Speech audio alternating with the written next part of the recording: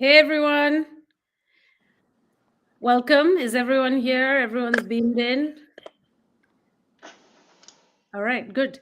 So I just wanted to welcome you from the Radical Books Collective and from Suchitra for the second episode of what has come to be called How to Write About War. And we inaugurated the series last year when Russia invaded Ukraine, and then journalistic coverage happened to be sort of like the absolute pits. And so the concerns of this series or this segment have always been with questions of power and representation. Who has the power to narrate, as Edward Said famously said, or who gets to tell the story, who receives this narrative, and what impact it has on our society. And in the true spirit of the killjoys that we are, Suchitra and I decided to organize this because we've been following the hype with Pathan, which is an action thriller Bollywood blockbuster that just came out. In case you've been living under a rock, I'll tell you what it's about. It's India's two biggest stars, Shahrukh Khan and Deepika Padukone, who are starring in the film. And there was lots of excitement around it. And of course, we rushed to see the film and find out that it is, as always, the ground zero of representation, where they attempt to legitimize the removal of Article 370 in Kashmir. We see that Pakistan is vilified in the worst possible way. And sorry for the spoiler, but not only is Deepika playing an ISI agent, but she ends up on India's side because Pakistan is just so low and so evil. Additionally, the film thinks it's also very cool to show torture.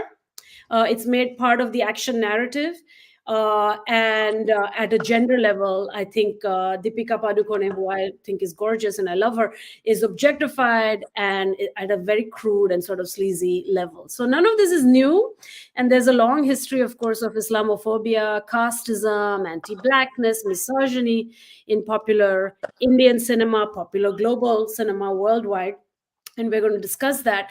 But one of the sad things I found about Pathan, and which is why we chose to convene, is the way in which critics, reviewers, academics have embraced it and tried to shut down any criticism about it. That this film is the most joyful thing that the world has been waiting for. Everyone who critiques it is overthinking. And it reminded me how many years ago I had actually written a very critical essay about the TV show Homeland, which is like a super racist show about is very Islamophobic about terrorism, and I had received death threats. So I feel if this is just entertainment and fun and joy, then why does the criticism bother everybody so much? I think deep down we all know that the power of mass media and popular entertainment is very strong to shape opinion, politics, representation, and our kind of society and collective futures, right? There's no, sorry to be like professorial, but there isn't a realm of culture that is separate from politics, and there's no culture that's not political. So culture art is what I think we call soft power, and this works to legitimize and strengthen mainstream political power.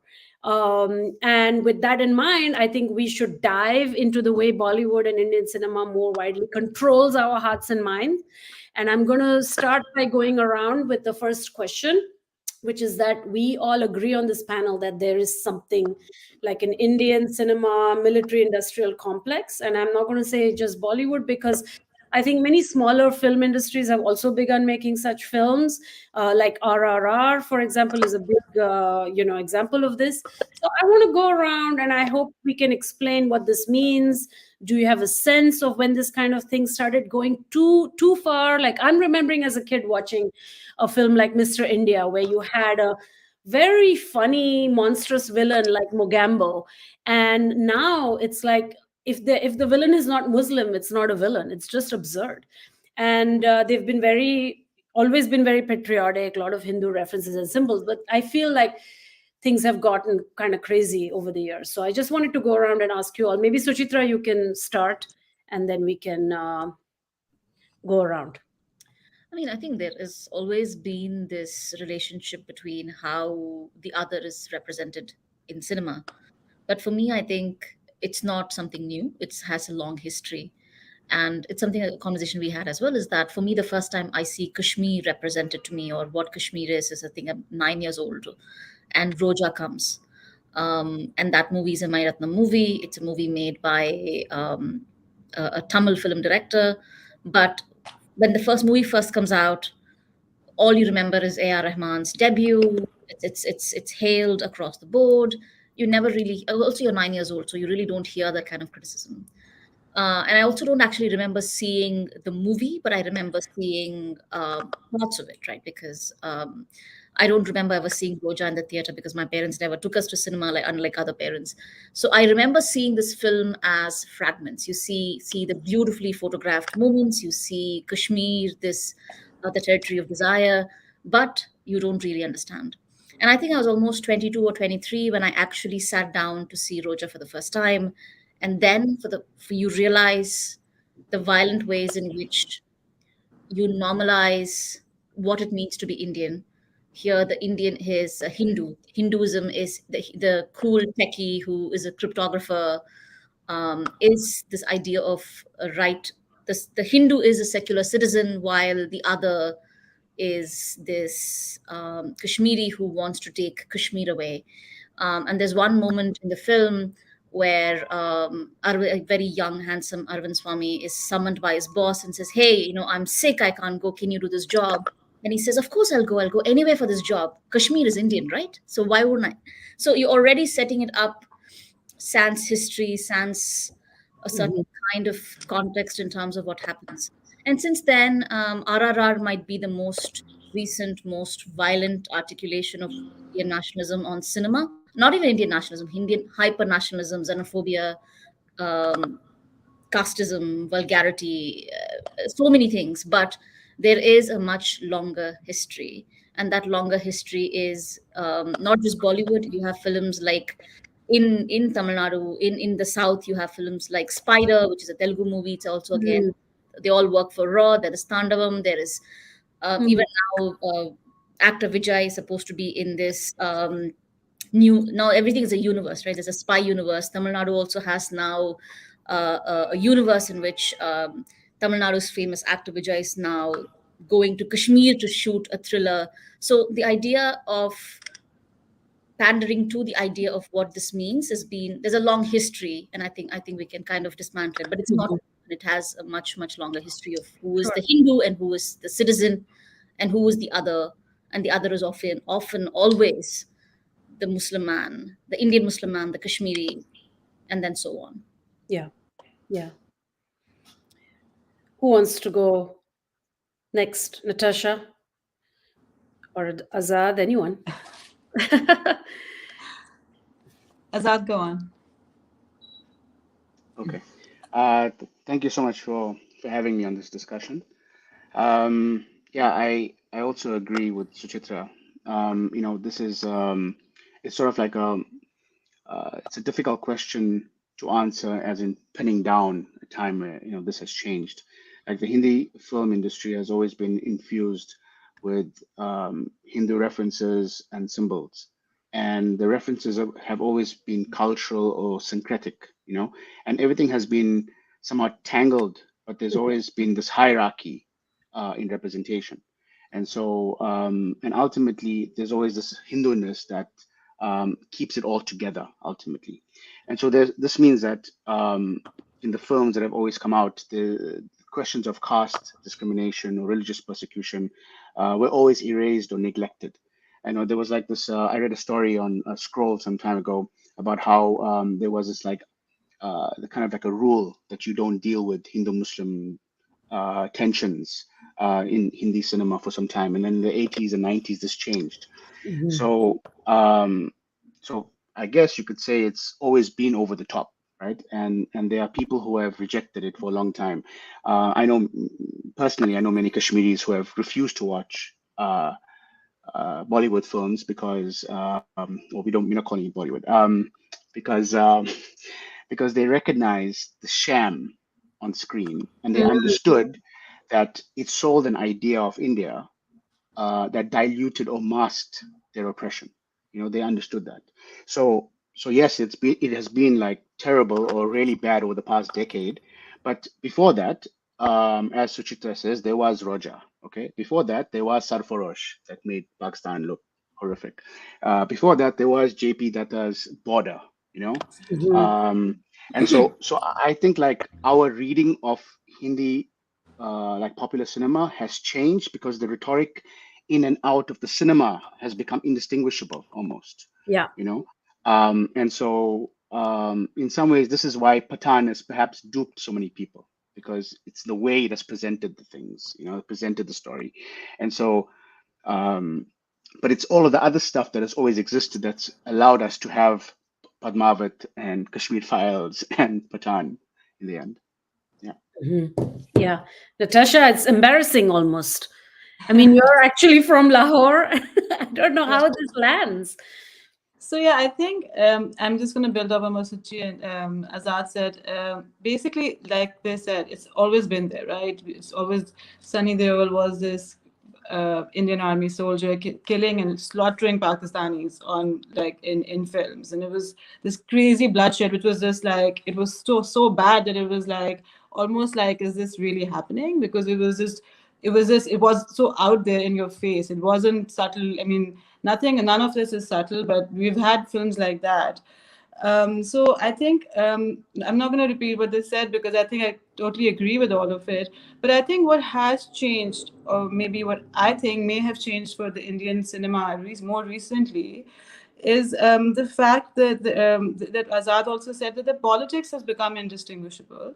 We see Karan Johar make Ae Dil Hai Mushkil with Anushka Sharma and Aishwarya, and in the film they are represented as two Pakistani women, in fact from Lahore, and he has Fawad Khan in the film. So basically, a week before the film is supposed to be released, the government in some states says it cannot be released because of Fawad Khan. So Karan Johar has to issue a public apology saying that he's not anti-national. He will not work with Pakistani actors anymore, and he salutes the Indian army at the end of that footage, so that his film can be released. And that's a 2-minute apology public video that comes out from Karan Johar, a huge director and someone who is supposedly a powerhouse. But basically, he's down on his knees and begging that let my film be released. He chops Fawad Khan's role, and he changes Anushka Sharma and Aishwarya's role, and from Pakistanis, they become Indian. So he edits the film, and now there are two Indian women. Whereas essentially the film is not even about India and Pakistan. The film is literally about Anushka Sharma, who's in London, who's from Lahore. But the representation, that subtle representation of showing a normal girl in London who's from Lahore, it's so bad at that time. And he actually says in his video that the climate has changed since the time I made the video and now that it's being released. And he says all of this in this 2-minute video, and in the end he salutes the Indian army, and he says and then that's how the film gets released.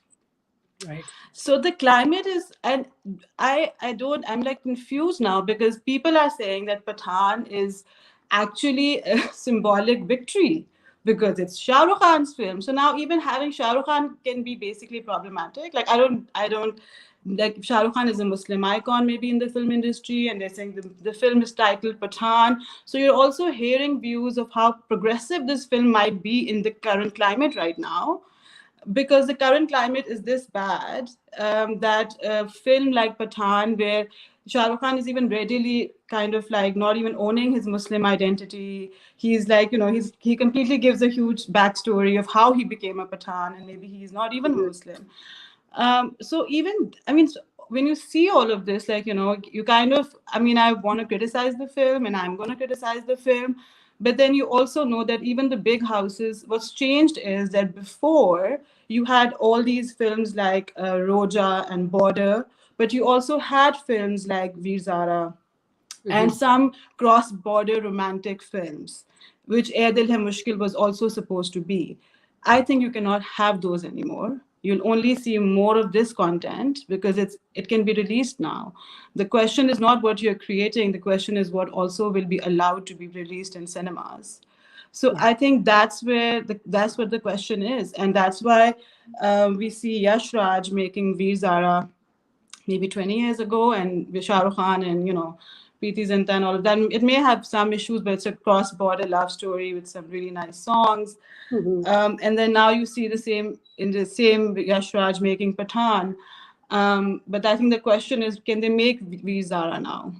And I think that's the thing where I feel like now there's a certain content which is a no-go because it's deeply politicized, and also it means not just the content, but whether you can last in the Yeah. industry or not. Yeah. I think you're saying like it was almost kind of liberal, and then now it's just full on kind of like right wingish, you know. I don't want to harp on this idea of something's changed. I completely agree with everyone. It's always been the cinema where the othering has been so intense, and the Muslim, whether in Kashmir, whether in Pakistan, or the ubiquitous Middle East, has always been vilified, right?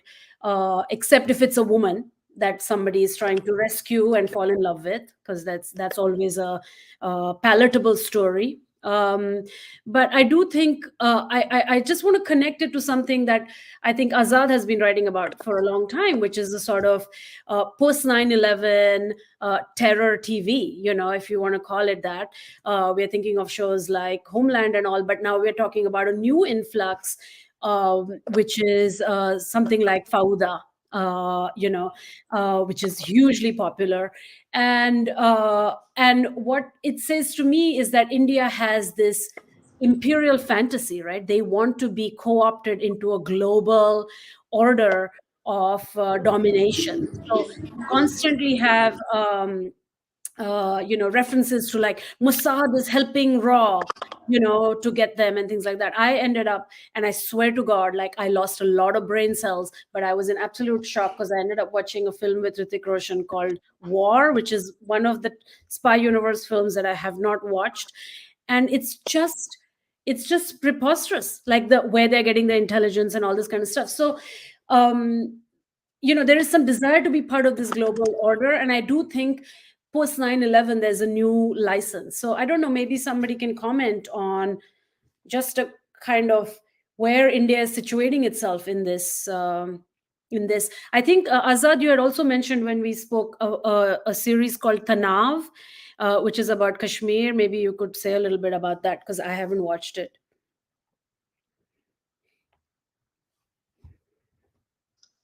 Yeah, You know. sure. Okay, so I'm just gonna try and make sure I don't talk too much about this, because once you start, like, floodgates open. So okay, so Fauda, if your viewers are not familiar with it, is this show, like a hit series, made in Israel, very popular in the US, very popular in parts of the Arab world, very popular in India, right? And it's an incredible show because it's very well made, right? Like very good production values, but it's horrendous propaganda with regards to how it depicts the Israeli occupation of Palestine. And so it just like Hollywood does, and just as Hindi popular cinema has also done for the longest time, it has these caricatures, so and the difference is that it also tries to it has also duped people into believing that it presents a proper argument or a nuanced idea of what's going on the ground, but it definitely does not. It's like it's horrible. So instead of like good Muslims and bad Muslims, they have good Palestinians and bad Palestinians. Okay. Right. Palestinians don't have a real issue. Like they have an issue. There's something going on there, but they won't define it as an occupation and as settler colonialism or ethnic cleansing that is taking place, and that they are resisting to it. But it boils down to revenge ultimately, right? Another thing is that Palestinians are one Palestinian is like another Palestinian. They're all the same essentially, right? And another thing that like struck me was that like the way they present like Gaza, it's as if like Gaza is like this place like on the moon somewhere. It's like it's like a jungle essentially. So this very immense dehumanization of a place in which you have created into an open prison, but that place needs to be tamed in a way, and to go there and to tame it comes at a huge cost to us, as Israelis. And another aspect to it is that when it comes to counterterrorism, if we do something, we're doing it for the nation, and so we will get a few things wrong. We will exert a bit too much violence at times, but we are doing it for the nation. And so in the end, you've got to, forgive us in a way, right? And the only way you can redeem, like for instance, like a very particular example in season 3, an Israeli sniper kills another Israeli. I think, right? I think that's the example. That's the scenario, and because he kills another Israeli, the only redemption is that he has to die in the end. You know, he has to die. That's the only way we get through this. We can solve this problem. When it comes to Palestinian, you will go to a tribunal, and essentially you will there's some reason will come up, so then you can be released.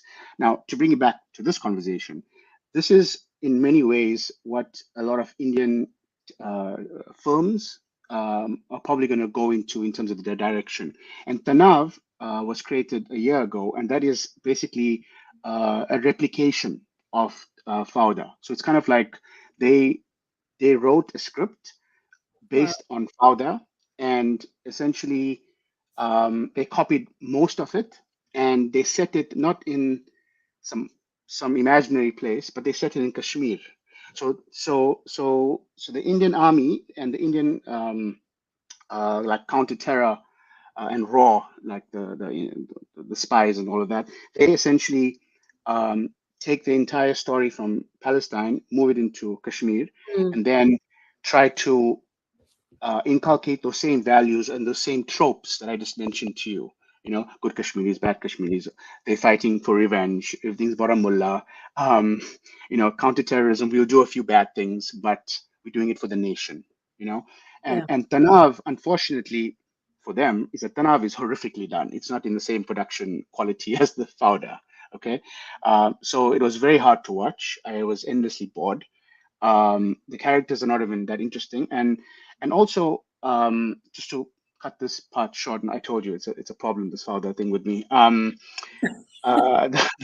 The thing is that Fauda makes a very interesting intervention in that it kind of all of the counter-terrorist terrorist officers, they all speak Arabic, and so what they do is that they go into Palestine, they go into the occupied West Bank, they go into Gaza, and then they speak Arabic and they blend in, right? And if you talk to a Palestinian, they'll tell you that that is not possible. Like a Jewish Israeli coming in, with roots in Poland, coming into Palestine, they're not going to be able to float around. However, if you if you're an Arab Jew, okay, and you come in, as in you're Moroccan of Moroccan descent, or you're Palestinian of Israeli citizenship, you come in and you become a spy in that way, then of course you can slip in. But the point here is that they at least try that to dupe the audience. In Tanav, they speak Hindi in Kashmir, okay? They don't even bother, okay? And that tells you the state of the imagination of the nation. They don't even care. And the guy who goes in doesn't even look at all slightly Kashmiri in any way. So like for instance, the main guy in Fauda, he is of Arab, he's an Arab Jew, right? So he's from Morocco or something, like there's some kind of background, Iraqi, Morocco or something. So he can make a case that he can slip in. But this guy, he's from, any other place. And I'm not saying that everyone looks the same in Kashmir, but you can make a case that doesn't make sense. So what I'm saying is that there's a laziness also. There's so many assumptions, and they don't care about actually making a case. And so for me, Tanav was like a fantasy of recreating exactly what the Indian state wants to do as well, in terms of recreating a kind of hegemon culture in Kashmir. And they're actually not going to even try to even appropriate or assimilate in any way. They're not even going to bother with that. They can just take charge, essentially. Sorry for the long answer. No, it's all right. Tanav is not the only lazy show, though. Even watching Mission Majnu and also Deepika be a Pakistani in her super Konkani Marathi accent, it's just they're not even really trying. Anyway, anybody else, whoever wants to comment. Yeah, I think another thing on the, Azad made some really good points on how the Kashmir issue is also dealt with, and how the Kashmiris are shown. But since my childhood, I've been watching Bollywood films, and in any of the films, as soon as a Pakistani person would appear, I swear that person is more of a stranger than the Indians are to me. Like I can relate to all the Indian people, but not to the Pakistani person who's appeared on the screen, because they're just, first of all, again, they're all the same. Yeah. When they talk in Urdu, which is just not how you talk in everyday language, they'd use words like, everyone calls each other Janab. I've never heard of this word in my life. But it's all Janab, Janab, Janab, Janab, Janab. And I'm like, what's going on? Why aren't you guys just talking normally? And then they're all wearing the surma and the Yes. mosque caps. All the men are wearing the cap, and I'm like they're just so unfortunately dressed and looking and talking, and it's not only just boring. It's like it's almost to the point where I would just so not relate to that person that I wouldn't even take it seriously. Yeah. I can't even fit into that mode where I'm like, oh, this is a Pakistani person, because it's almost a joke. And so you just know that it's done as a propaganda, and you just kind of like move on from there, because you just know that it's not even done in a way where you would find any of it believable.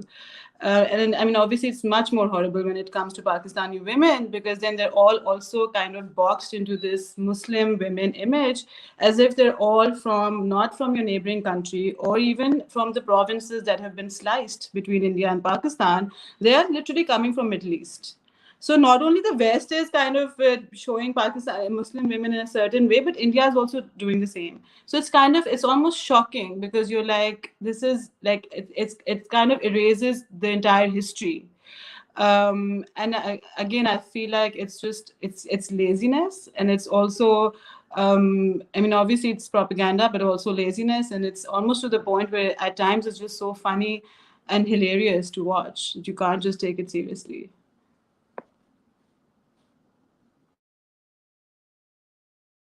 I have to say, from that to Deepika, jumping from that to like straight on to Deepika, the ISI agent, it was another kind of like, extreme sort of take on the Pakistani woman, or how Dr. Rubina would be acting in her job assigned to her.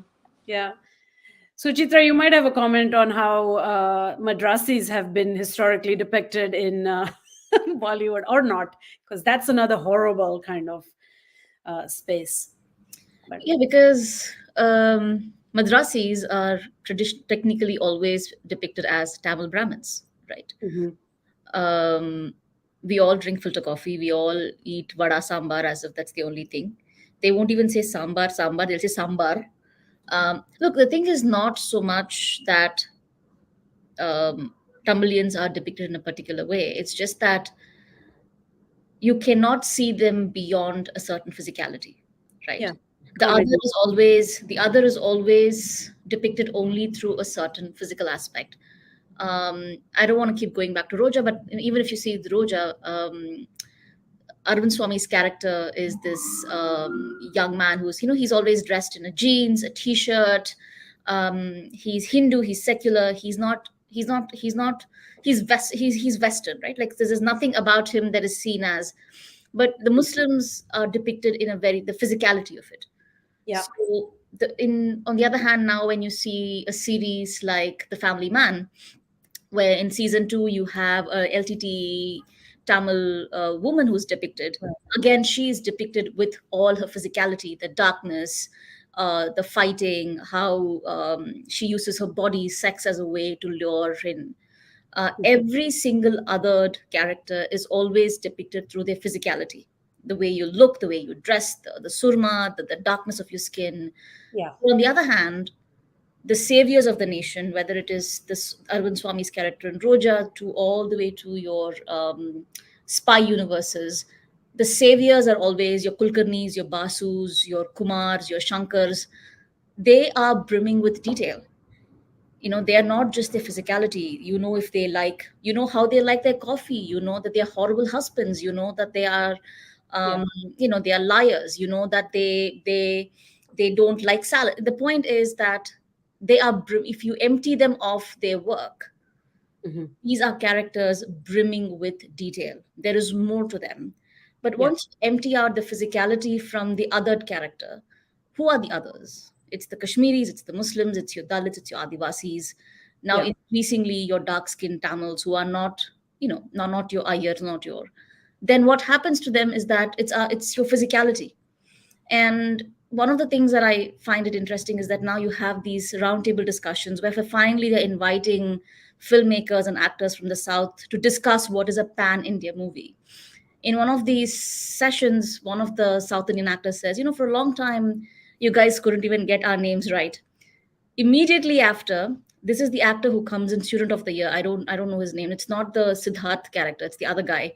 I don't remember his name. He immediately after mispronounces Karnataka as Karnataka.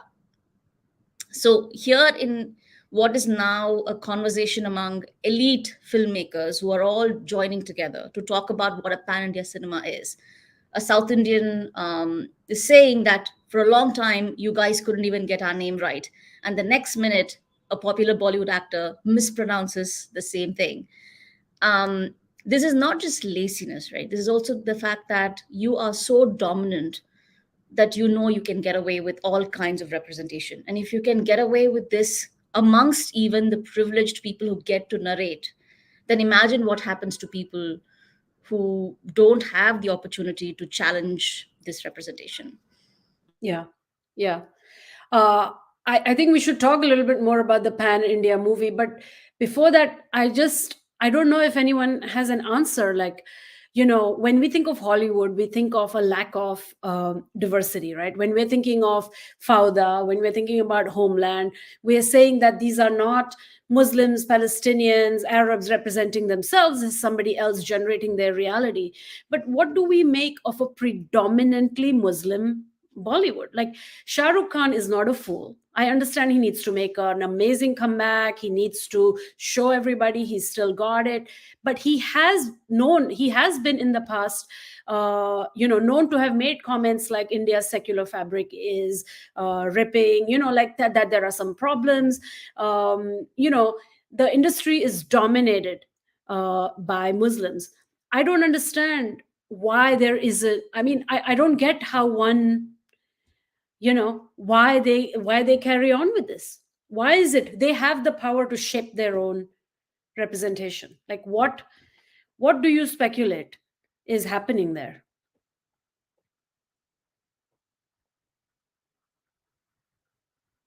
Azad is laughing. You have to unmute. So who's taking this one on? You are. You've written about Shah Rukh Khan. Tell us, go deep into him and tell us.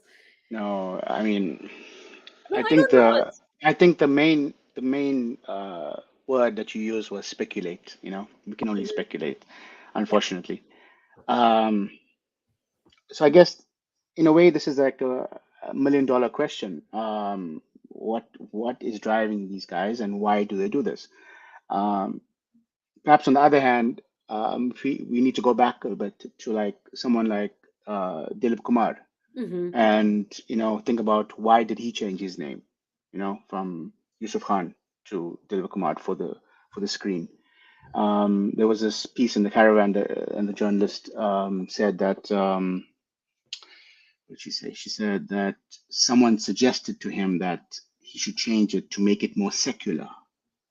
Okay, now imagine Okay. you change your name to make it more secular. So what does that mean? You change it to Dilip Kumar because what is that a neutral name? Is like I don't get it, but that's what was said, right? So it appears to me that these guys understand the zeitgeist of the time. They just understand that they've got to operate in a way that will allow them to survive and allow them to thrive in the way that they think means to thrive, right? Um, there's also a sense that they think that they might be doing Muslims a favor by being successful, and they might think they are doing Muslims a favor when they present Muslims as people who are in service of the nation. You know, so think about My Name Is Khan.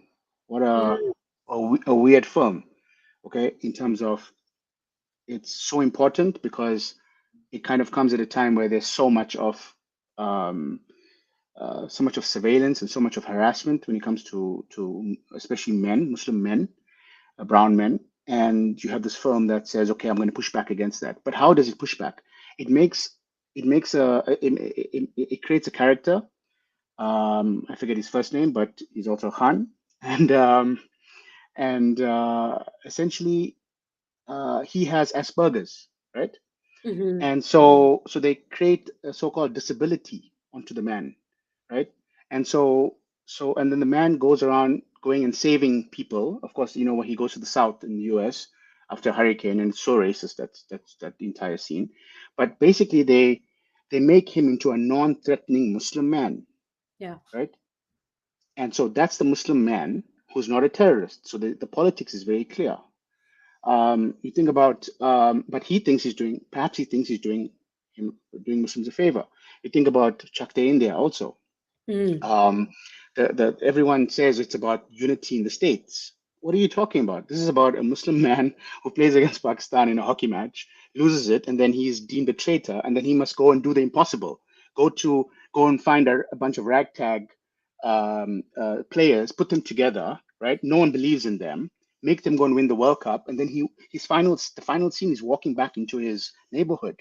That is outrageous and so sad. It's so sad. And if you can't see that, then I don't know what movie you've watched, basically. Yeah. So they feel so answer your question, I think maybe they think that they're doing their bit, perhaps. Yeah. That they're But modeling something. yeah, and that's the best way I mean that's the best what's the word I'm looking for? Somewhat I mean the most grace I can give them on that. But Yeah. the last point regarding this is that still it doesn't make sense when you go back to your question is that you come back after 4 years, you've had all this harassment and all that. Why Exactly. make a film about Kashmir? You know, why bring in Kashmir? Why do that? You know, and so then you got to ask yourself like, okay, how much of actual power do they have? You know, obviously he didn't write the script, but he consented to it. I mean, okay, if I can make one more comment, if you don't mind. Yes. Lal Singh Chadda, right? I don't know if you saw it. I watched like half of it. I found it horrific and I had to stop. They boycotted it, but it did all the work for the Hindu nationalists. I mean, if you watch Forrest Gump, right? There's this Forrest goes and saves his like commander or something, right? Wow. And that commander doesn't want to be rehabilitated because he's lost some limbs, and he wants to stay in the jungle in Vietnam, and he wants to die a martyr. But Forrest, being Forrest, brings him out and saves him and whatever. In the Indian version, he saves a Pakistani guy. Okay, he saves a Pakistani guy, and you wonder to yourself, like, okay, why is he doing this? But then the truth comes out like 10 minutes later, in which the Pakistani soldier, he's not even a soldier, actually. He's supposed to be a soldier, but he's dressed as a terrorist because he doesn't even have uniform. Although they're fighting a legitimate war, whatever that means.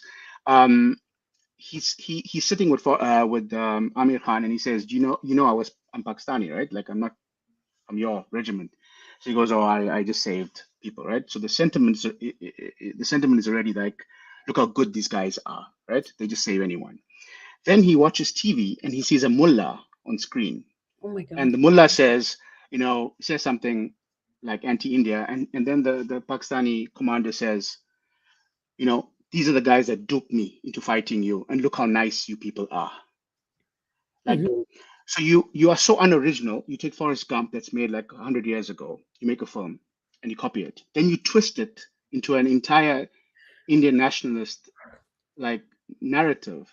So you go back to your question is like, okay, why are you doing this? But why are you taking it one step further and doing it like you you are doing all the hard work for them, you know? Hmm. So that question I cannot answer.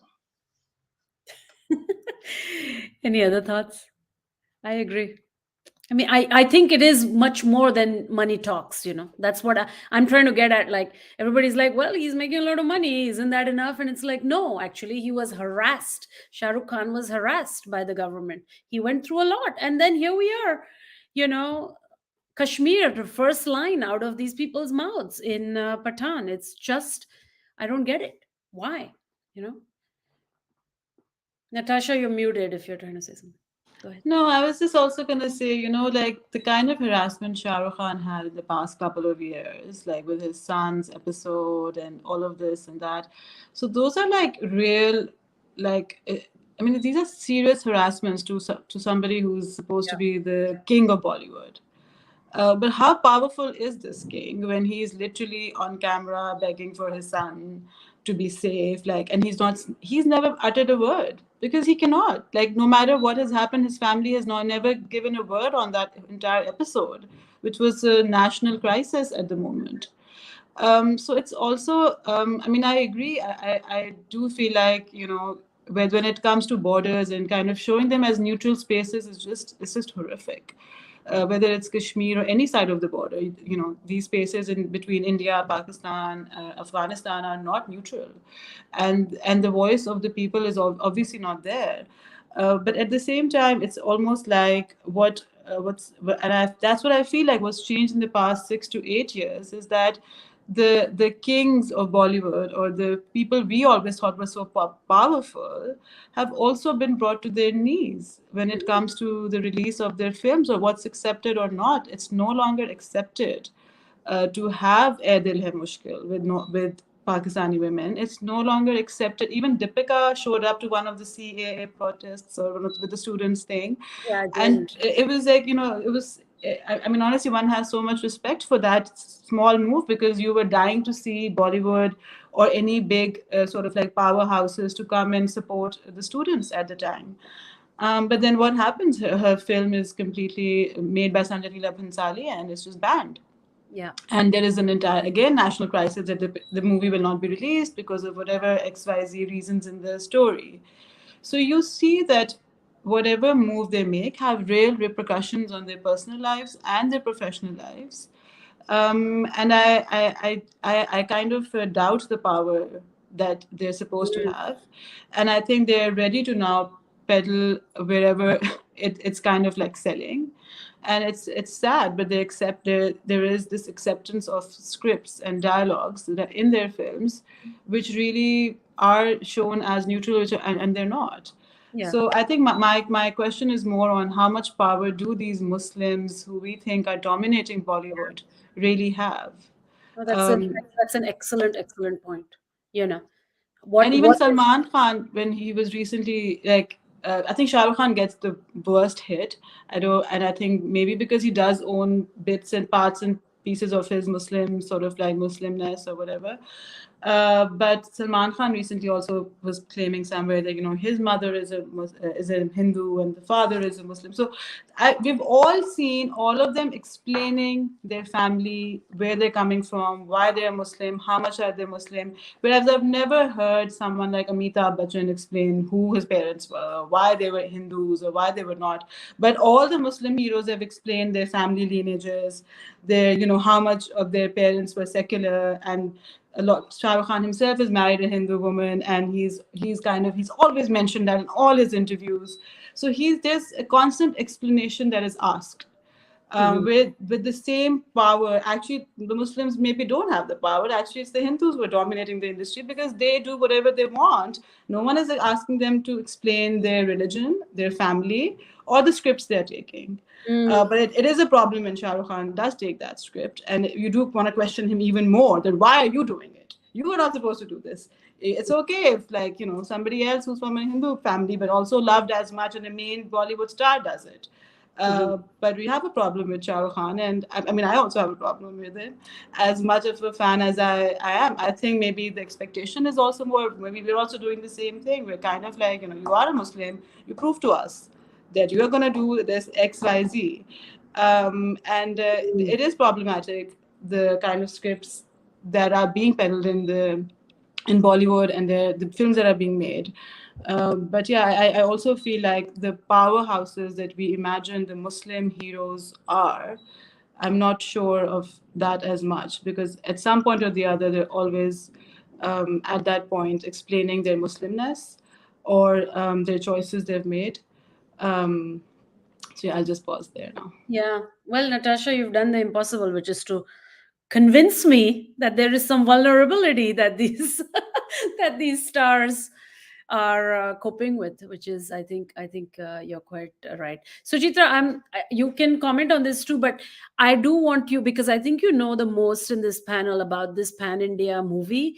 And every day I watch 10 minutes of RRR. I mean, this is a travesty of a film, because at the end of this film, this is an anti-colonial film, and at the end, the man takes the avatar of the god Ram, and then the other guy is a fake Muslim for a while, and then he becomes Bhim, another epic mythological character, and he fights in the dhoti and the bow and arrow, and even his hairstyle becomes like Ram. I mean, it's not even subtle, it's not even anything, it's just crazy. And as you know, both of them control animals and stuff like that in the film. I don't understand, it's just like a whole other level of imagination.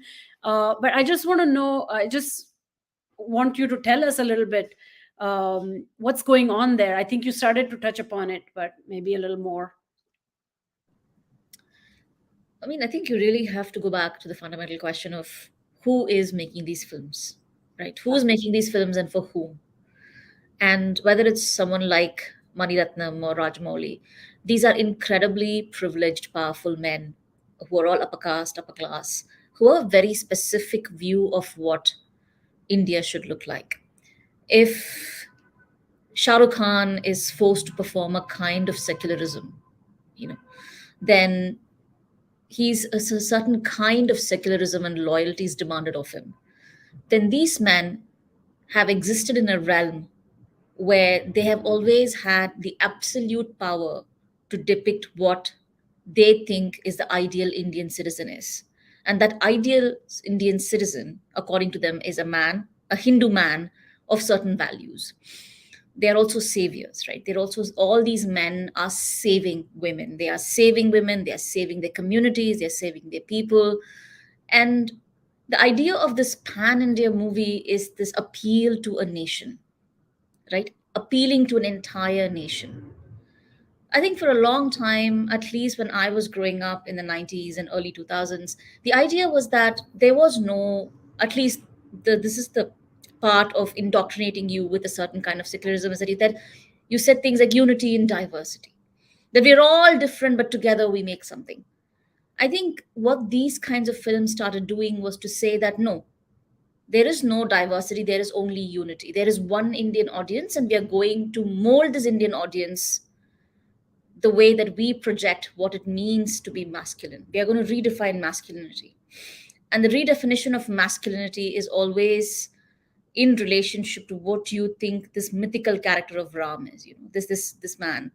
And there have been some incredible scholarly works that talked about how, if you actually look at Ramayana as you sing, the actual text of Kamba Ramayanam, there are lines that say that Ram was never a skinny, muscular man. He's actually described as a man with big buttocks. There's actually a sentence that says that, look at the way Sita looks at him and says, "Oh, look at the way this man's bum moves." This is in these texts.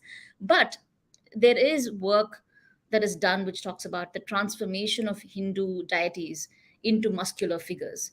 And that's what you see as CGI. If Pathan, Shahrukh Khan comes with, I don't know, 17 pack at this moment, then in Bahubali, in RRR, these men are physically transformed.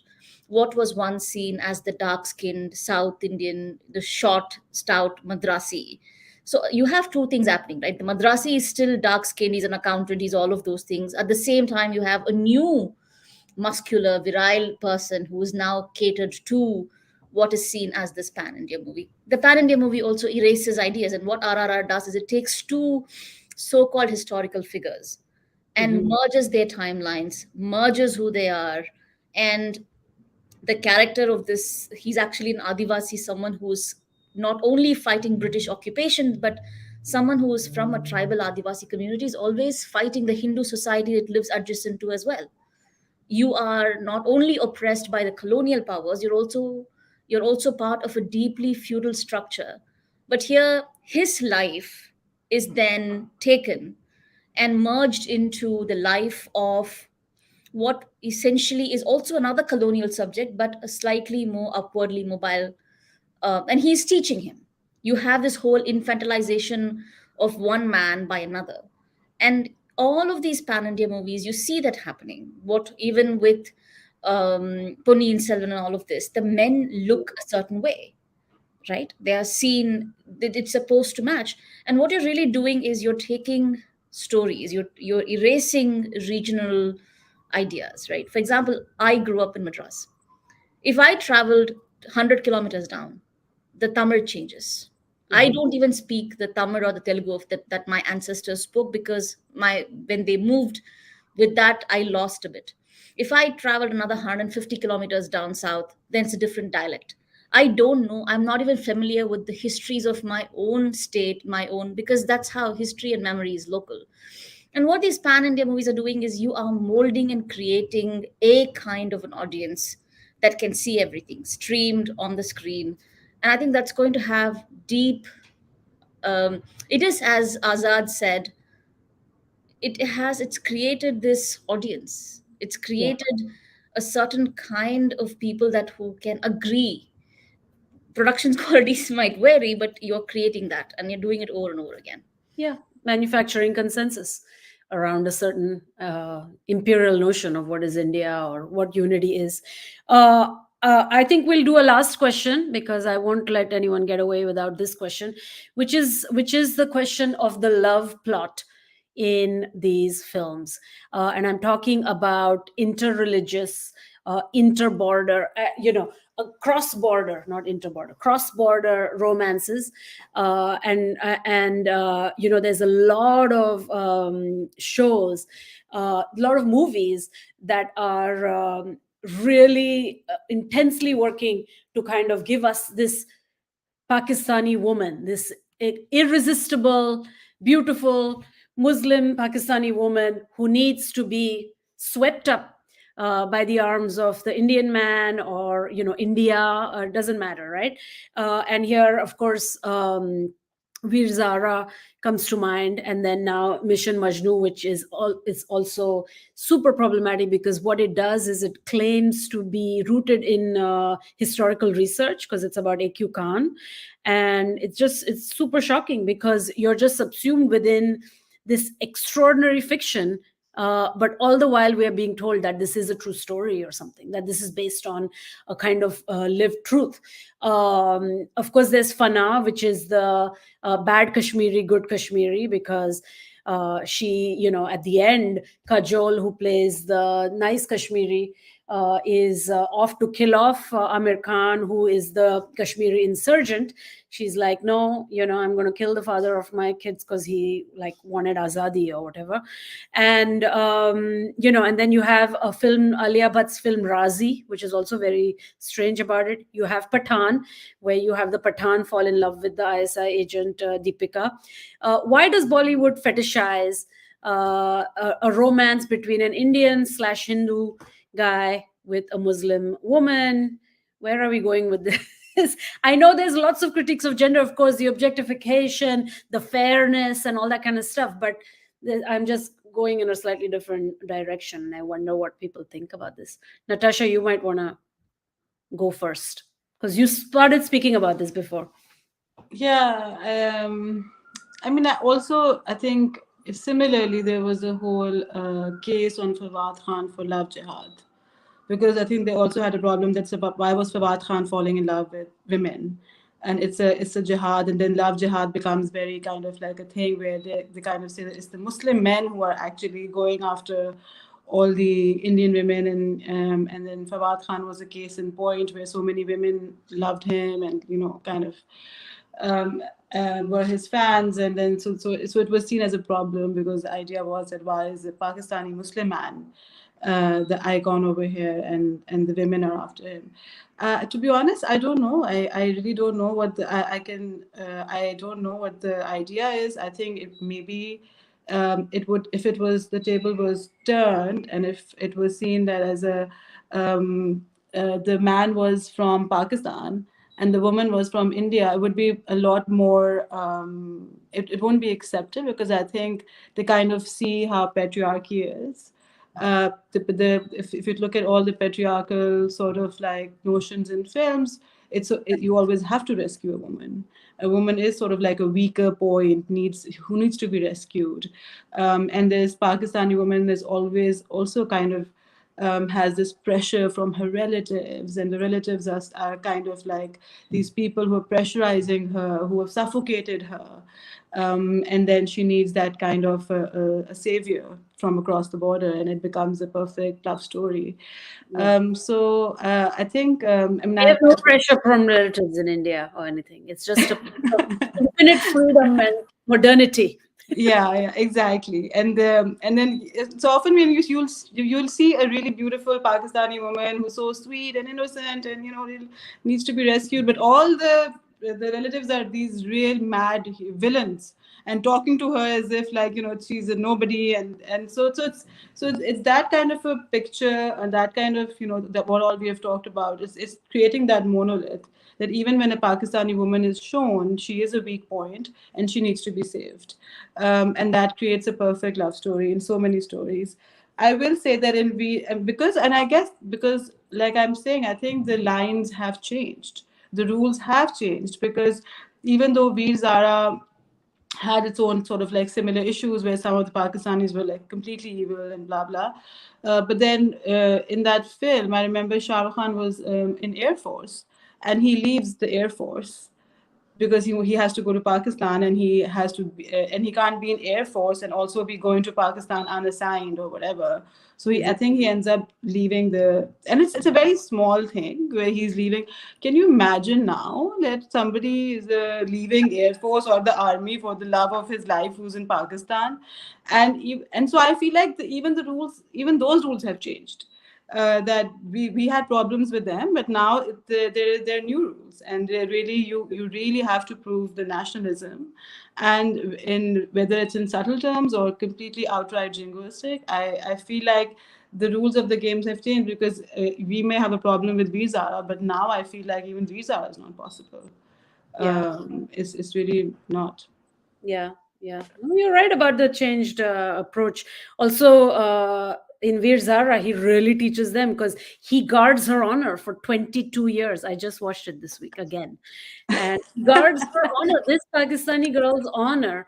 And then Pakistan, the Supreme Court or wherever his case is heard, apologizes on the behalf of the nation. Like, you, Indian, have saved our girl's honor, and thank you so much. And we apologize for your imprisonment. Anyway, sorry. Azad and Suchitra, let's conclude, I guess, a little bit on these points if you have anything to add.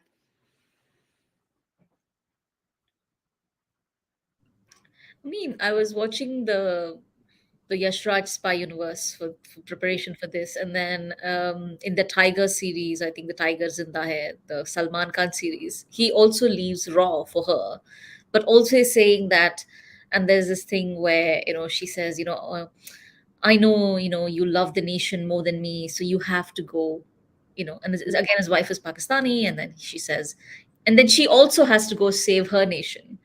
And I found this whole moment where India and Pakistan work together, and there is this moment where uh, there's this Indian sharpshooter who then dies, who carries around the Indian flag with him, and the story is that he says, when we rescue our nurses, we're going to like plant the Indian flag in ISIL held territory. So he carries this flag around with him.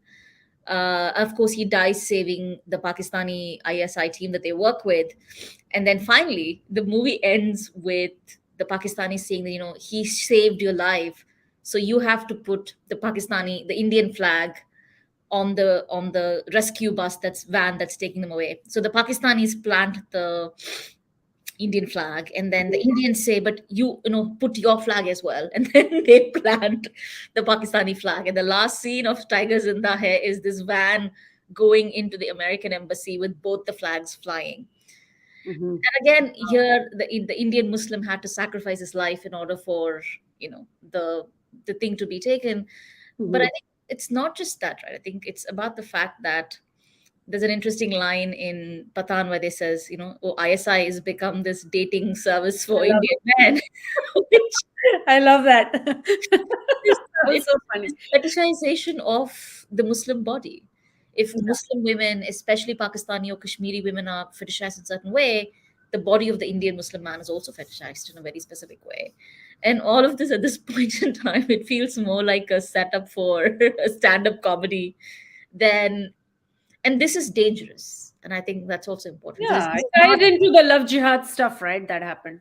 yeah. Yeah. Azad is back. Yeah. Yeah, sorry about that. Yeah, I think Suchitra and Natasha summarized as well. I you know, the idea of using women, right? I think it goes back to this point where women are kind of like the battleground on which this war takes place, Hmm. and you shame the other man if you're able to take their woman as such. And if you think about how you know um, like for now, for instance, right? Like it's so linked to nation and Amir Khan is like this like terrorist who seduces like this Kashmiri woman who sort of like was blind, you know. And so that idea that she's blind, I mean, what is there to say about that? Like she's She's confused, blind she's in Mission helpless. Majnu as well, by the way. Huh? There's a blind Yeah, woman in that as well. so she's confused, she's blind. She needs to be guided. She needs to be saved. Mm. Why is it so surprising that when 370 was revoked, one of the first arguments was that this was going to give Kashmiri women equality, you know? So when you think about the nexus between like the nation and the idea of saving women and reclaiming women, I think it's like obvious in that way.